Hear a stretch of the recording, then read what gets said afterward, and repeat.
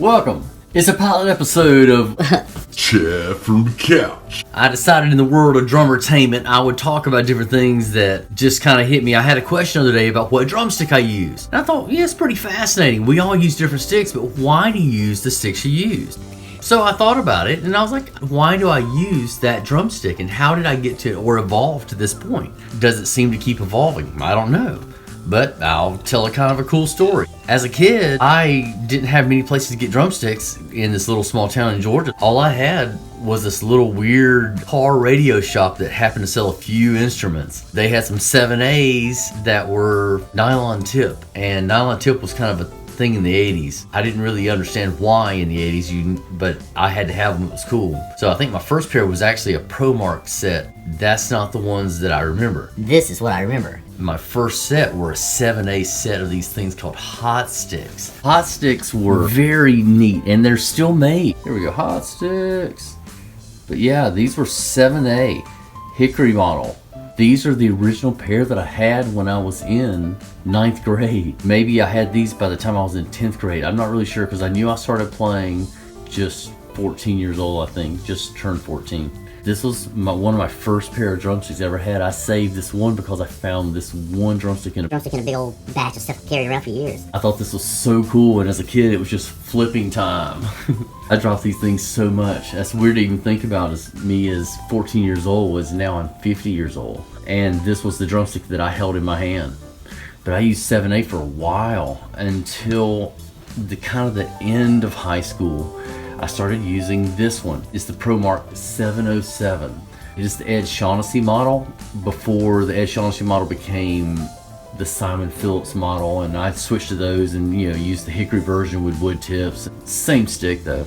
Same long taper, long stick. It's got a lot of weight up front, but the size of it was about a 5A is what this was. And it had a round tip, and the nylon tip that was round I thought was so cool. This Promark symbol is the one that we had in the 80s, so this is an old one. Yeah, the 707. I'm glad that Promark has gone back to this font. I just kind of like it. I think it's a neat look. I like the way they're using the stripes. But this was one of the signature models, but this was what I started using at the end of my high school career going into college, and I used these for years until I hurt my hand somehow playing. And when I hurt my hand, something about this, I couldn't hold drumsticks anymore, and I started having problems in my tendons through here and problems with cyst. When the doctor started looking into it, I was holding the stick or too tight, so I completely stopped using 7A on any gig. I couldn't use these on any of the rock gigs in college. This was just for something in jazz for some reason. Don't know why, just to keep quiet.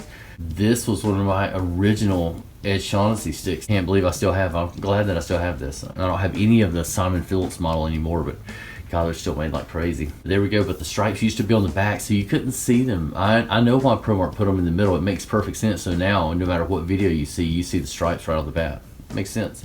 But yeah, this model right here, I think the 707 is still made just because of the Simon Phillips model, but it's real heavy in the front, so it gives power. But it was small. I had a hard time with my hands, so I started looking into a bigger stick. Some friends of mine were using a Vic Firth 5A at the time, so for about a month I tried Vic Firth 5As, and that was okay. But not long after that, I started looking at endorsements because I was with a band that was starting to do really well around Athens and Atlanta, and we had a CD at the time when no one had CDs, and I reached out to a few different companies, and this is one that I liked a lot. They were called Rimshot. They were nice to me. They were from Canada, so it took a little while to get their sticks, but this is still an incredible shaped drumstick that I have a hard time finding. And when I asked them about why is it so hard for me to get these sticks from the company, he said because the taper was so long on these. It was called a Tom Brecklin model at the time. I don't have any of those original Rimshot sticks. They were Tom Brecklin. They had such a long taper to give the weight in the back of the stick. These are incredible. These are the size of a 5B.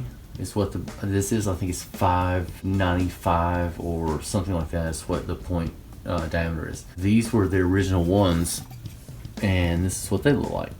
This was their original logo when they came out with the Fusion model. Tom Brecklin, I guess, left them as an endorser. At this point in time, they were bought out by, I believe it was Rapco. They make audio gear, direct boxes. But that was this model, and it was called the Fusion Elite. And I used this thing all the way through college, all the way into Nashville, everywhere. Even to when I was getting Daddario was picking me up, and all of a sudden now I'm with Promark and Evans and all that. I was still with Rimshot finishing up contracts. So at the time when they said, would you like to go to Promark, I had to say no because I was trying to finish up with Rimshot. And I actually got to speak with their president for the first time ever at that NAMM show. He just told me thanks, and he and I had been talking with each other since like 91. So it was pretty amazing because I sent him the CD and he liked what we were doing. So they put me on their roster. They were extremely good to me. Very, very good company. And I stayed with them for almost 17 or 18 years. I was the Rimshot drumsticks. This was the model they had at the end of their run before they went under.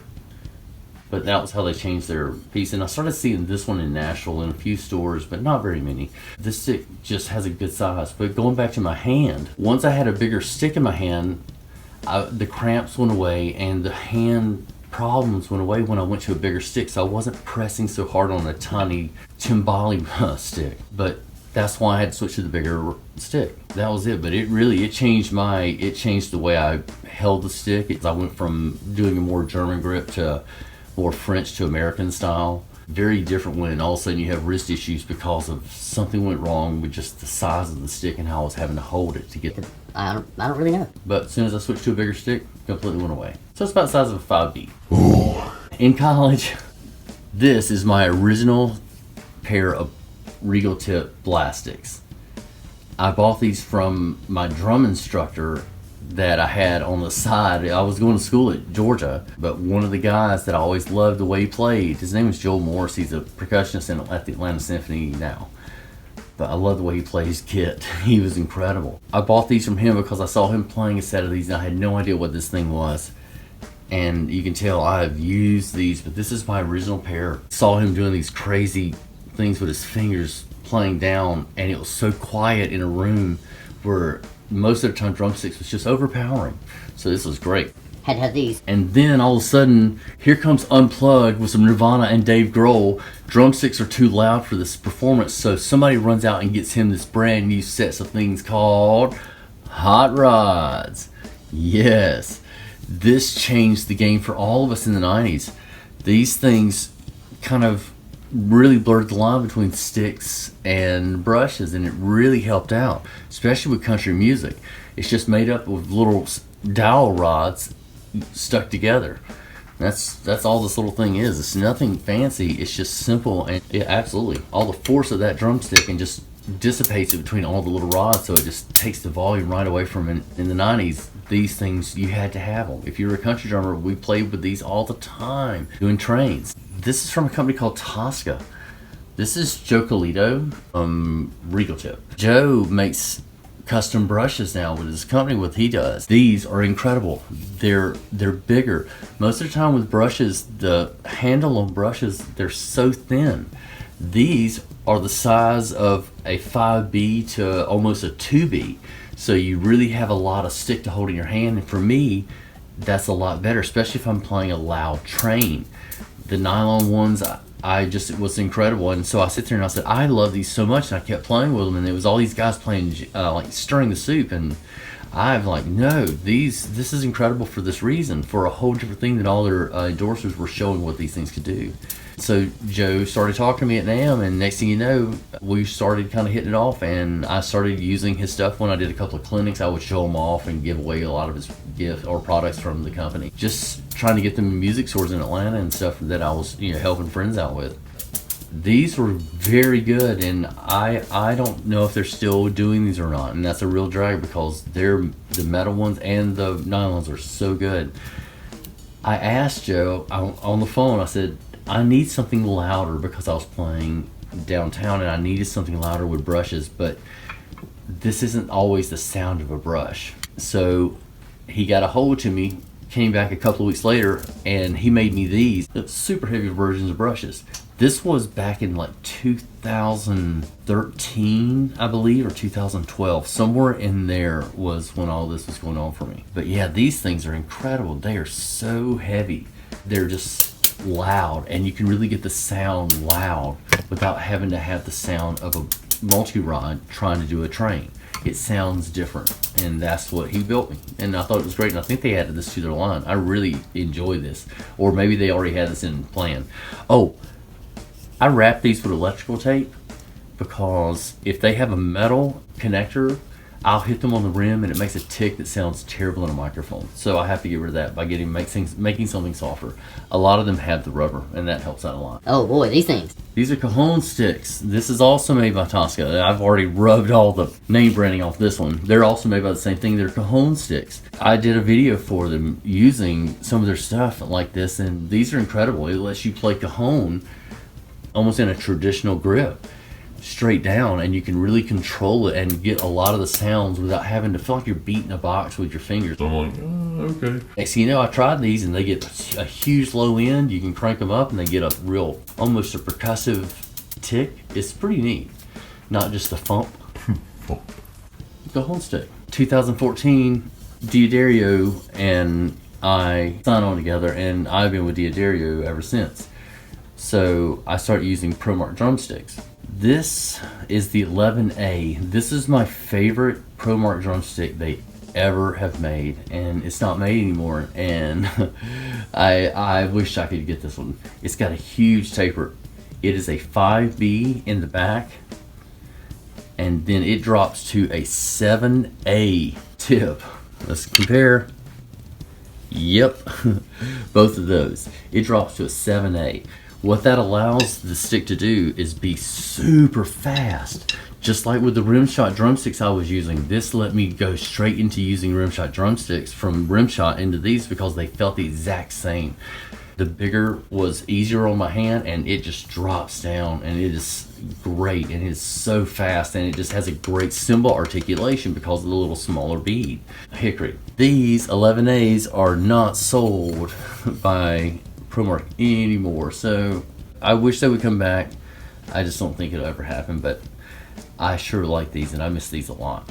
So when they stopped selling the 11A, I had to find something new, and I've got a ton of sticks that I had tried out, and this is the closest thing I could find. Weight, feel, and all the weight being in the back. The new ones are a little different. These are even faster. These are maple, and the maple sticks break pretty easy. These are fast. They're so light. This one is the SD330W. So this is the current model I'm using. Yeah.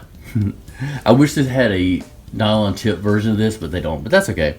This is great. I don't use nylon tips very much, and I haven't used them very much since high school and the first of college. I kind of switched up and started going back to wood tips.